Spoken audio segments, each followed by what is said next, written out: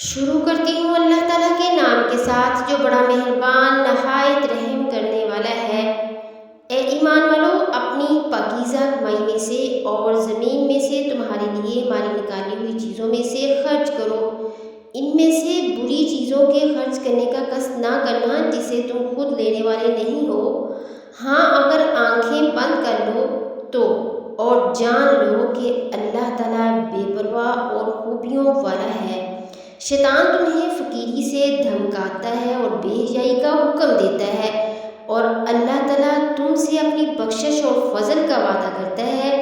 اللہ تعالیٰ وسعت والا اور علم والا ہے، وہ جسے چاہے حکمت اور دانائی دیتا ہے، اور جو شخص حکمت اور سمجھ دیا جائے وہ بہت ساری بھلائی دیا گیا، اور نصیحت صرف عقل مند ہی حاصل کرتے ہیں۔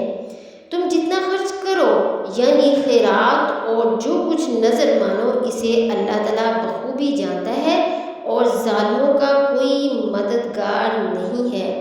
اگر تم صدقے خیرات کو ظاہر کرو تو وہ بھی اچھا ہے، اور اگر تم اسے پوشیدہ پوشیدہ مسکینوں کو دے دو تو یہ تمہارے حق میں بہتر ہے۔ اللہ تعالیٰ تمہارے گناہوں کو مٹا دے گا، اور اللہ تعالیٰ تمہارے تمام اعمال کی خبر رکھنے والا ہے۔ اے پیغمبر صلی اللہ علیہ وآلہ وسلم، انہیں ہدایت پر لا کھڑا کرنا تیرے ذمہ نہیں، بلکہ ہدایت اللہ تعالیٰ دیتا ہے جسے چاہتا ہے، اور تم جو بھلی چیز اللہ کی راہ میں دو گے اس کا فائدہ خود پاؤ گے۔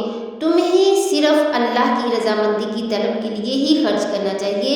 تم جو کچھ مال خرچ کرو گے اس کا پورا بدلہ تمہیں دیا جائے گا، اور تمہارا حق نہ مارا جائے گا۔ صدقات کے مستحق صرف وہ غربا ہیں جو اللہ کی راہ میں روک دیے گئے، جو ملک میں چل پھر نہیں سکتے۔ نادان لوگ ان کی بے سوالی کی وجہ سے انہیں مالدار خیال کرتے ہیں۔ آپ ان کے چہرے دیکھ کر قیافہ سے انہیں پہچان لیں گے، وہ لوگوں سے چمٹ کر سوال نہیں کرتے۔ تم جو کچھ مال خرچ کرو تو اللہ تعالیٰ اس کا جاننے والا ہے۔ جو لوگ اپنا مال دن اور رات میں خرچ کرتے ہیں، پوشیدہ اور علانیہ، بس ان کے لیے اجر ہے ان کے رب کے پاس، نہ ان پر کوئی خوف ہوگا اور نہ وہ غم کھائیں گے۔ جو لوگ سود کھاتے ہیں وہ قیامت میں اٹھیں گے تو اس شخص کی طرح اٹھیں گے جسے شیطان نے چھو کر پاگل بنا دیا ہو۔ یہ اس لیے ہوگا کہ انہوں نے کہا تھا کہ بیع بھی تو سود ہی کی طرح ہوتی ہے، حالانکہ اللہ نے بیع کو حلال کیا ہے اور سود کو حرام قرار دیا ہے۔ لہذا جس شخص کے پاس اس کے پروردگار کی طرف سے نصیحت آ گئی اور وہ سودی معاملات سے باز آ گیا تو ماضی میں جو کچھ ہوا وہ اسی کا ہے، اور اس کی باطنی کیفیت کا معاملہ اللہ تعالیٰ کے حوالے ہے۔